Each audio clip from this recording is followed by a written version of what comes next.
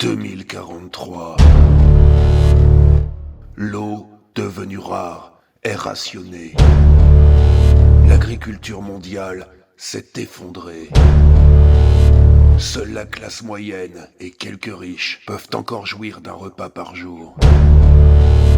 Les terres agricoles, sans repreneurs, délaissées, dévastées, ont toutes été rachetées par le groupe Carrefour.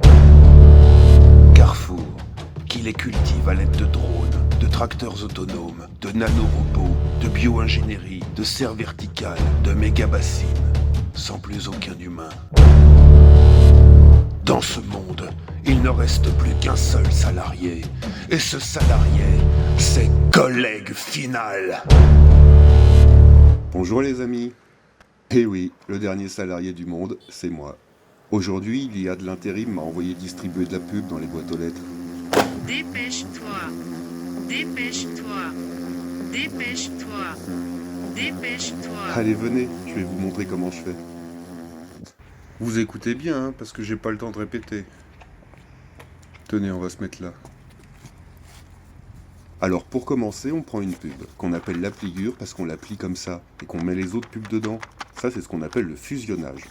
Ce sont les termes exacts, et retenez-les bien, ça pourra vous servir quand il n'y aura plus rien à manger. Ok, il y a des machines qui peuvent aussi le faire, la Neopost, la Formax, la Foldmaster, la MBM, la Duplo. Mais demandez à Manpower ou à Mediapost, un intérimaire aussi nul que moi, ça coûtera toujours moins cher, jusqu'à ce qu'il soit foutu.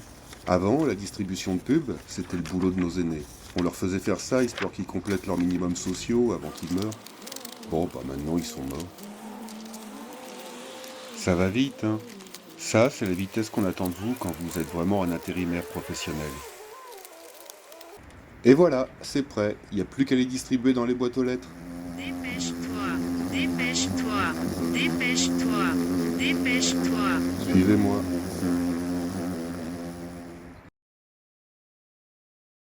Alors, quand il n'y a pas de boîte aux lettres, comme ici, généralement je pose les pubs dans un coin, bien proprement, parce que si je les jette, je me fais virer. Par contre, dans 3 heures, je commence mon deuxième taf de la journée, agent d'entretien, et là je serai payé pour les jeter. Du coup, c'est parfait, si ma première entreprise se plaint, je pourrais toujours accuser la deuxième, et inversement si les poubelles débordent partout dans la rue. Allez, on enchaîne, à tout à l'heure.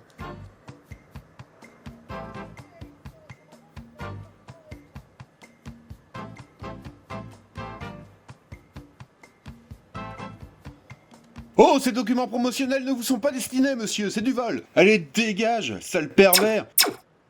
Mais j'ai faim, j'ai besoin des promos.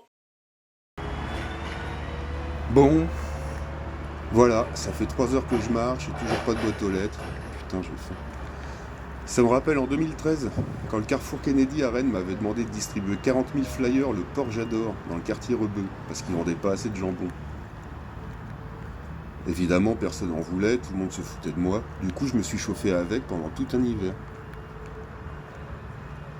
Maintenant, ça fait 10 ans que les fachos ont rendu le jambon obligatoire, alors qu'il n'y en a plus, du jambon. Du coup, on se prend une amende à chaque repas. Être un bon français, ça a un coût. Enfin bon, le reste du temps, l'éthique au travail, ça reste important. Par exemple ici, le consommateur a collé une pub Stop Pub. Alors là, on respecte. C'est primordial de respecter le choix personnel du consommateur.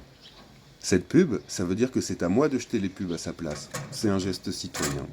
On a visiblement affaire à un individu qui... pas un mouton, mais plutôt quelqu'un d'un peu éveillé, qui a compris que la pub, c'est... Tout commence dans l'océan, où est né l'ADN. L'ADN contenu dans une toute petite graine et qui plus tard donnera un arbre.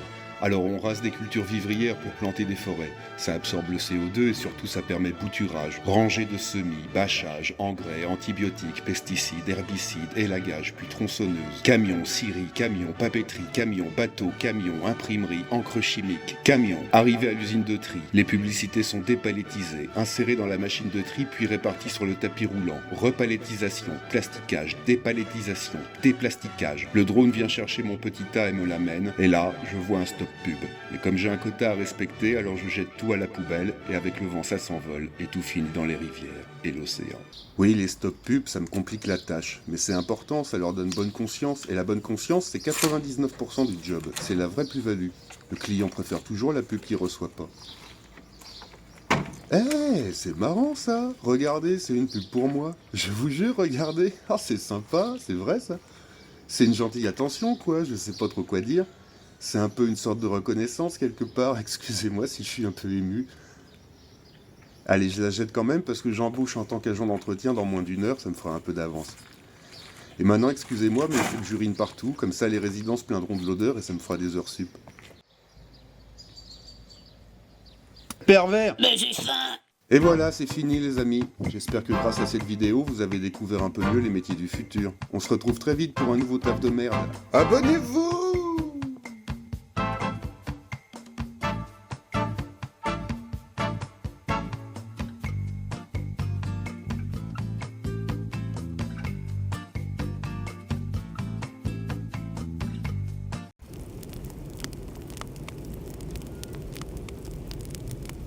Ce qui brûle le mieux, c'est les publicités pour le barbecue. Oh, vous me croyez peut-être pas, pourtant vous devez vous rappeler de ce type, celui qui est mort de soif sous une pub pour de l'eau. Bah à la fin, on a découvert que le coupable, c'était la classe moyenne. Elle lui avait rien laissé, que des pubs sur des milliers de kilomètres d'épaisseur, dans les nappes phréatiques. Ça avait tout bu.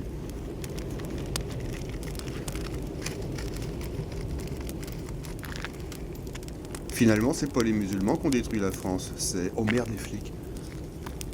Que mangez-vous? Une pub pour du jambon. C'est une pub pour du jambon. Ok, ça va. Je vais quand même vous taper parce que vous avez rien à foutre là. Oui, d'accord.